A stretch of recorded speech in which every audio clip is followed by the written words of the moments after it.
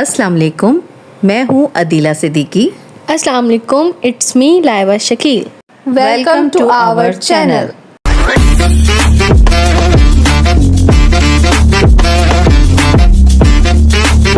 जी जनाब, कैसे हैं आप लोग? आज कुछ अपने बारे में बताना चाहूँगी। मेरा नाम जो मैं इस व्लॉग में स्टार्ट होने से पहले लेती हूँ, वो सिर्फ नाम नहीं है, वो हमेशा मेरे लिए एक प्राउड रहा है। मुझे फ़ख्र रहा है अपने नाम पे। मेरे नाम में मौजूद सिद्दीकी वर्ड मुझे हमेशा से बहुत प्यारा लगा है। मैं अपने माँ बाप की पहली औलाद थी। माँ बाप ने बहुत अच्छी तरबियत की। उस्ताद मिले तो वो भी बहुत ही अच्छे। उन्होंने बहुत अच्छा सिखाया, पढ़ाया। शादी हुई अल्हम्दुलिल्लाह, वो भी बहुत अच्छी रही। बच्चे हुए, वो भी बहुत अच्छे। ज़िंदगी बहुत अच्छे तरीके से गुज़र रही थी। लेकिन पिछले 2 सालों में बहुत कुछ तब्दील हो गया। अनम की शादी हुई। अनम की शादी के बाद सबको लग रहा था कि शायद नॉर्मल ही है, बेटी को रुखसत कर दिया है। लेकिन गाइस, हम 10 बजे से बैठे हुए हैं और 12 बज गए हैं और मामा से बोला नहीं जा रहा, मामा रोने लग गई हैं। तो ये मामा अपनी दिल में, मामा से कह रही हूँ कि खुल के जो भी आपके दिल में बात है आप बता दो, इट्स ओके। और मैं भी क्या बोलूँ, बताओ। आप ऐसे करो जैसे आप मुझसे बातें करो, चलो बताओ। लेकिन क्या? लेकिन कोई समझा ही नहीं। लेकिन कोई समझा ही नहीं। कौन नहीं समझा? अपने ही नहीं समझे। जी, अपने ही नहीं समझे। वो समझते रहे कि उनको इग्नोर कर। गाइस, मामा चुप हो गई। अब मामा चलें, बताइए। हाँ, सब समझ रहे थे मैं इग्नोर कर रही हूँ, जबकि वो इग्नोर करना नहीं था। मैं आहिस्ता आहिस्ता डिप्रेशन में जा रही थी और कई लोग कॉल्स करते थे, अटेंड नहीं करती थी। मिलने का किसी को दिल नहीं करता था। अम्मी की कॉल आती थी, वो नहीं उठाती थी। कई लोगों ने कॉल की लेकिन नहीं अटेंड की। मोबाइल मेरा साइलेंट पे रहने लग गया है। पिछले 2 सालों में आना जाना छोड़ दिया है।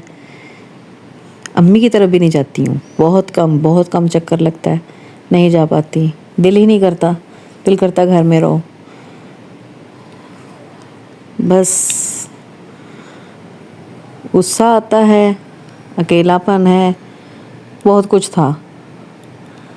लेकिन लास्ट मंथ ये सब कुछ खुद ही ख़त्म हो गया और वो सिर्फ एक वजह थी जिसने ख़त्म कर दिया वो सब कुछ। मुझे नहीं पता ये कैसे तब्दीली आई, लेकिन आ गई। और वो तब्दीली लाने वाला एक ही था इंसान, वो है हमारा शहज़ादा मोहम्मद उसामा। यस, बिल्कुल। उसका आना और मेरे अंदर से सब कुछ ख़त्म हो गया खुद ब खुद। पता नहीं कैसे, मुझे नहीं पता चला। गुस्सा करती हूँ लेकिन गुस्सा भी कोई नहीं समझता कि क्यों कर रही हूँ। बहुत सारी चीज़ें जब नहीं कह पाती हूँ और जिस तरीके से चाहती हूँ वो काम नहीं होता तो वो गुस्सा बन जाता है। अब भी बहुत सारे लोग हैं जो कि समझ रहे हैं कि शायद पता नहीं मेरे अंदर कोई पता नहीं क्या ही चीज़ है जो मैं मिल नहीं रही हूँ या कुछ, लेकिन मैं अब कुछ कर ही नहीं पाती हूँ। अनम की शादी के बाद से मुझे अगर कोई कहता है ना कि किसी ने आना है तो मैं अजीब सा, मुझे पैनिक अटैक आना शुरू हो जाता है कि मतलब मेरे से कुछ भी नहीं होगा। अकेले तो मैं कुछ भी नहीं कर पाती हूँ। लाइबा कराची चली गई अनम के पास, वो टाइम भी मैंने पता नहीं कितनी मुश्किल से गुजारा। छोटी छोटी चीज़ें जो हैं, जो मैं पहले अकेले कर लेती थी अब नहीं कर पाती हूँ। जो पहले कभी चीज़ें एडजस्ट कर लेती थी अब एडजस्ट करने को बिल्कुल दिल नहीं करता। दिल करता है जिस तरह जो हो सकता है, जिस तरह चाहती हूँ वैसे हो जाए। नहीं होता अब एडजस्ट, नहीं करना मुझे एडजस्ट। क्या कह रहे हो? क्या आजकल लोग क्या कर रहे हैं? मोबाइल इस्तेमाल ज़्यादा कर रहे हैं। किसी के पास चले जाओ मोबाइल इस्तेमाल कर रहे हैं। आपका मोबाइल का? मेरा मोबाइल वो रखा है। आप मोबाइल इसलिए इस्तेमाल नहीं कर रहे क्योंकि आपका मोबाइल चार्जिंग पे है, और जिसका मोबाइल चार्जिंग पे होता है ना वो यही कहता है मेरा मोबाइल सब मोबाइल यूज़ कर रहे हैं, सब मोबाइल यूज़ कर रहे मेरा हैं। वो पर रखा हुआ, चार्ज हुआ रखा। मैंने मोबाइल पहले ही चार्ज करके रख लिया था। वो रखा मैंने वो चार्ज। तो क्या करें, अब दूसरी और कोई एक्टिविटी नहीं है किसी के पास, तो फिर वो मोबाइल यूज़ करते हैं। इस वजह से रखा मैंने, शहजादे का फ़ोन आएगा, शहजादा उठा होगा। वो हमारे एक शहज़ादे हैं, शहज़ादा महमद उसामा। हम इस टाइम उनका वेट करते हैं। वो सुबह सुबह उठते हैं और फिर हमें वो वीडियो कॉल करते हैं। आपको उनके बारे में भी बताएंगे, बल्कि एक पूरी एपिसोड करेंगे अपने शहज़ादे के बारे में। लेकिन आज वो अभी सो रहे हैं और फिर हम फ्री बैठे हैं।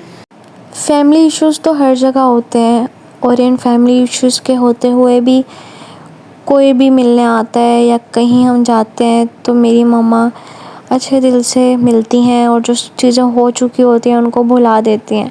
लेकिन काफ़ी बार नोट किया है कि अगले बंदे वो बातें नहीं भूलते, बेशक बोल भी दें बट वो नहीं भुलाते, और इसलिए हमने आना जाना भी कम कर दिया। हम कहीं जाते ही नहीं हैं।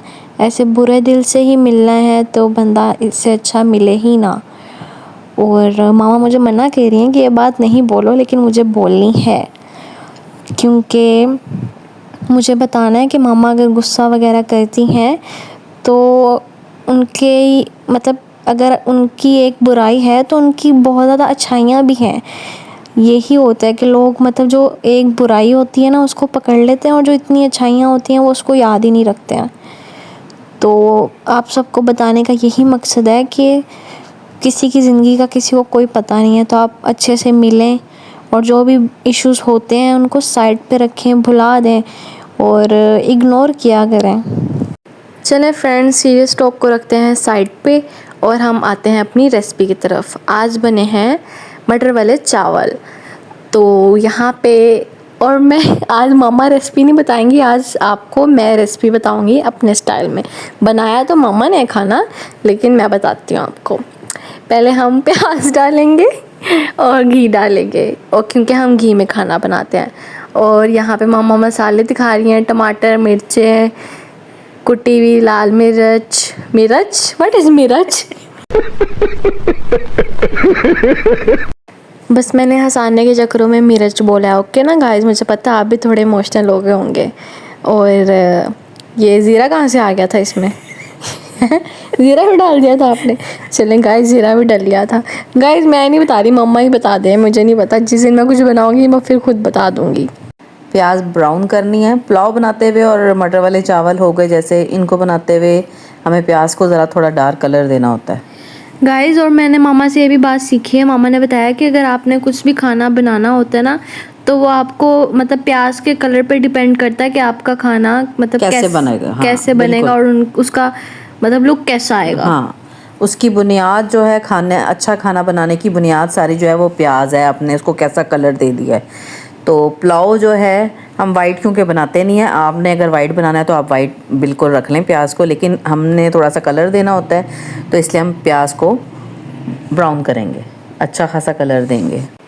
और गाइस लास्ट व्लॉग में मेरी एक आपी का कमेंट था, मतलब कि वो मेरी ऑनलाइन ही फ्रेंड बनी थी और वो मदर है, लेकिन फिर भी उन्होंने ये कमेंट किया कि मैं खाना बनाना सीख रही हूँ। मतलब इतना मुझे अच्छा लगा था ना उनका कमेंट। और बहुत से अपने भी हैं हमारे जो व्लॉग देख रहे हैं और कमेंट नहीं करते, और कुछ लोग लाइक भी नहीं करते। मतलब कि आप लोग कमेंट करें, आपका एक दिल वाला इमोजी ही भेज दें तो हमें पता चलेगा कौन कौन देख रहा है। और अब वो जो दिल वाला इमोजी होगा ना, वो ही हमारे लिए बहुत होगा। आप नहीं लिखें कुछ, अगर आपने नहीं लिखना, लेकिन एटलीस्ट आप एक इमोजी तो भेज सकते हैं ना। और बाकी लोग भी जो जो कमेंट करते हैं उनके लिए बहुत सारा प्यार, बहुत सारा थैंक यू हमें सपोर्ट करने का। ये कमेंट्स करने वाले जितने भी हैं ना, ये मेरे जिगर के टुकड़े हो चुके हैं, सारे मेरे टुकड़े हैं, टुकड़े, दिल के टुकड़े। और कुछ मेरे फ्रेंड्स प्राइवेट भी मैसेज करते हैं मुझे कि आप व्लॉग बहुत मज़े का था, और भी मतलब बहुत अच्छी अच्छी बातें करते हैं। और मतलब इतनी खुशी होती है ना, मतलब कि जो हमने एडिटिंग में अपना इतना टाइम लगाया होता है ना, वो मतलब वो टाइम हमें भूल जाता है कि हमने इतनी मेहनत की है। वो जो खुशी है ना, मैं मतलब एक्सप्लेन नहीं कर सकती। आपके एक कमेंट से हमें इतनी खुशी हो रही है, और मतलब कि मैं वर्ड्स में नहीं एक्सप्लेन कर पा रही। तो आपका क्या जाता है, चलो जल्दी जल्दी से जाके कमेंट करो, अभी इसके व्लॉग को रोको और जल्दी से कमेंट करो, अच्छा सा प्यारा सा बेशक इमोजी भेज दो, और लाइक भी लाजमी करना है।